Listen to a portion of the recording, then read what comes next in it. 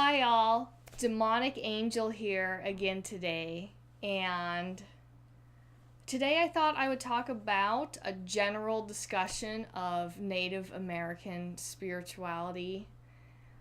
Um, I am from the Southwest, so I grew up not far from a reservation, and I also am 1/8 Blackfoot. Um, the Pigeon people up in Montana, and there's two other First Nations peoples related to the Blackfeet, and they are in Canada. But together it forms the Blackfoot Confederacy, um, because they are considered one people. So there are differences, but they're all together. So basically, before I do a whole lot of actual research on Blackfoot culture specifically, and the research into their customs, I thought that I would just kind of talk about what I remember, from spiritual influences as far as growing up, and storytelling, because I do want to put the research into here very soon and learn about them from that angle. But I thought it would be pretty cool to kind of record myself thinking about what I remember as far as influence. And then of course I was largely influenced by the people, the tribe that I grew up near. And I think I'll save those sort of stories for maybe another day, and I'll just focus on the Blackfoot angle. What I do remember as far as this influence goes is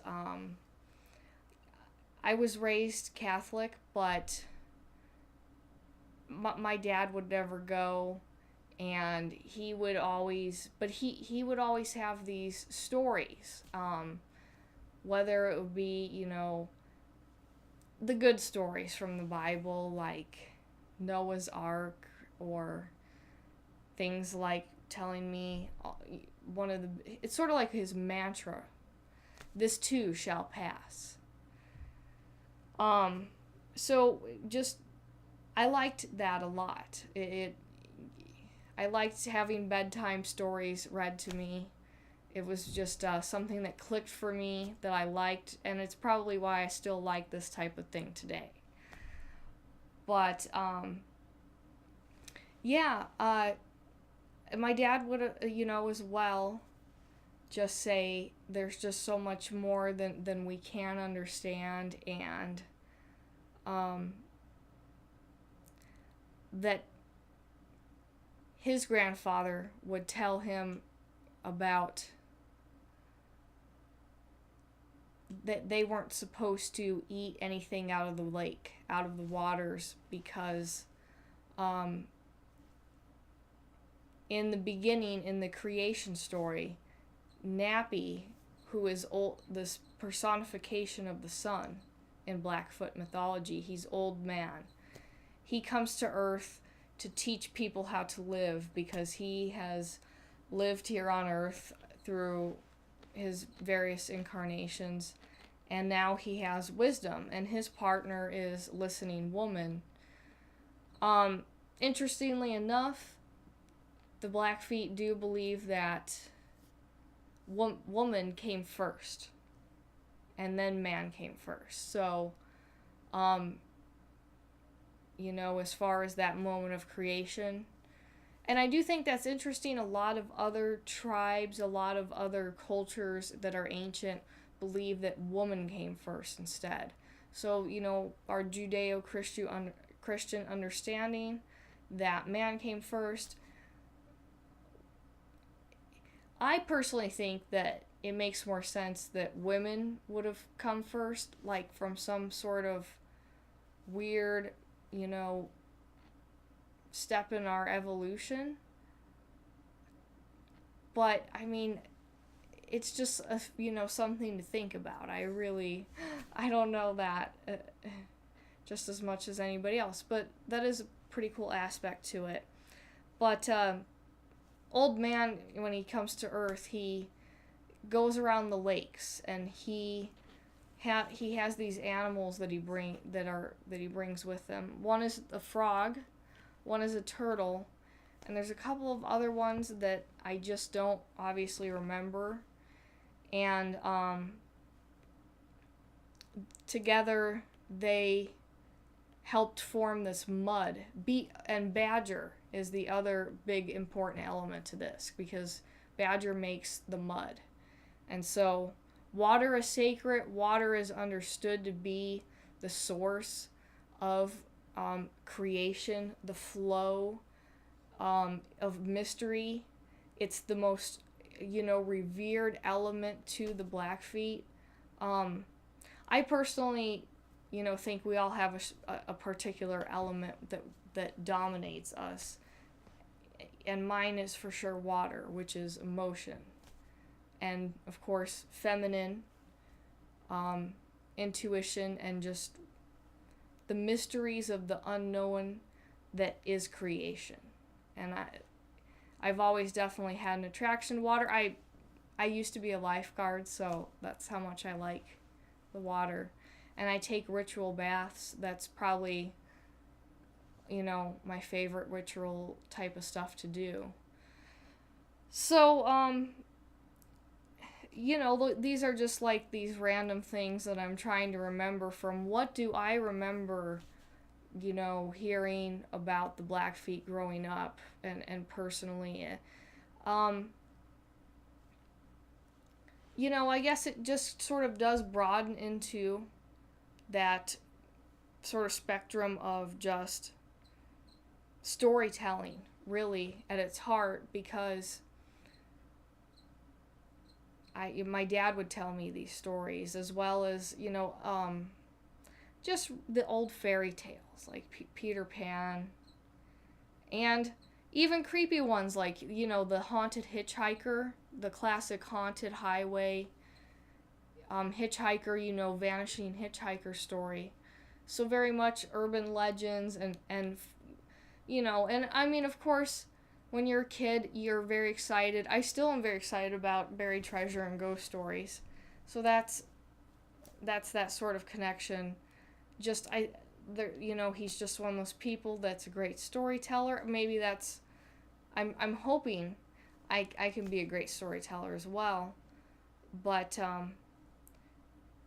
that's definitely part of the tradition, and if there is any part of that I feel connected to, that it really is like it makes up some part of me that I'm half Dutch, and then the rest I'm Irish and French. So obviously I have lighter colored hair and everything, and you really wouldn't be able to tell, but it's this cool little aspect to me that I like just as much as studying the Vikings and learning the rune stones, because, each part of my heritage, I can find something that I can relate to in their myths and in their beliefs that just resonates with me, that makes me feel that connection, And you don't have to have a connection through heritage with a deity or whatever to like that. You can be white and have black gods that you worship, idols. That kind of thing, you don't have to have that ancestral connection. You can just like that god when you learn about them, or deity, and you can forge a connection that way. But for a lot of people, I think ancestry is interesting. What I do like about Native American spirituality in general, and the Blackfeet as well, they do burn sage, and the point was actually originally to inhale it, to become high, basically intoxicated from these effects, to achieve that altered state of consciousness that would let you see visions, because typically men would do this type of vision quest, as you think of in pop culture. And like I said, that's probably about, as far as I know. And what it does represent is like, the men, the warrior men, and the women who, the traditional society type of thing.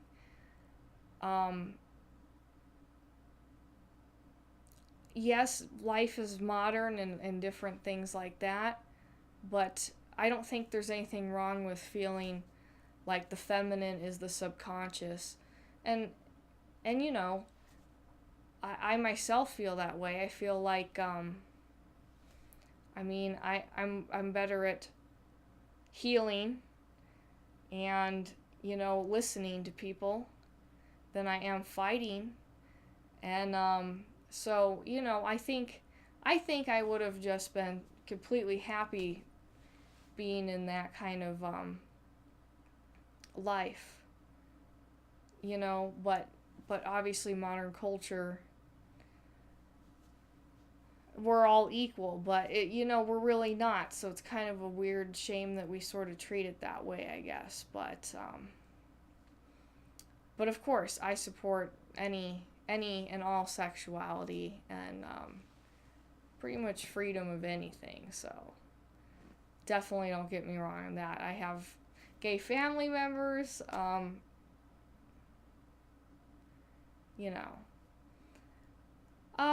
But yeah, I don't know. I'll probably look back on this video and have a good laugh, because I just was like, impromptu. What do I remember, from hearing the stories from my dad and a couple of cousins and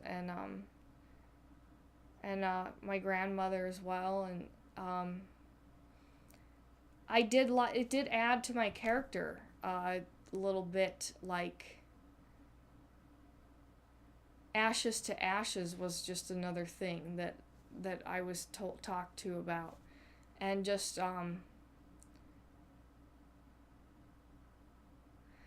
just a real love for history. And I just had that. I was fortunate enough to have that flavor of spirituality added to my life early on, for me to help me understand any of these paranormal experiences I've had, and the weird way I would feel. Sometimes that would be one of the things that would just be there to comfort me. Like, I learned early on about smudging, and about how the Indians really, of course, to pop culture, knew how to really live in balance. But and once again, they've got that kind of knowingness and intuition, and if any of that colored who I am, then I feel very fortunate to be that way. So maybe someday here I'll do like a whole formal thing on their actual customs and beliefs, because I'm very curious about a lot of this now. But hey, I recounted what things I could recall, which were very few, but obviously kind of matches up with what most of us sort of know from pop culture anyway. But I think we'll talk about, that's a good lead-in to my next topic, hereditary witchcraft. I want to talk about how I think it sort of affects people, and could skip some generations, and it does make people act a certain defensive way, usually people who are typically introverted like this, at least introverted being their dominant feature. And I think you could call it maybe being just having Native American ancestors, or maybe it's hereditary witchcraft. That's just another way to put it. But we'll talk about the knowing ones. next, okay? So please check out my Patreon page. I do not monetize here on YouTube just because I do not want to be censored, and that's just a part of this. So thank you guys so much for checking out my video. I really, really appreciate it. This is Demonic Angel signing out for today.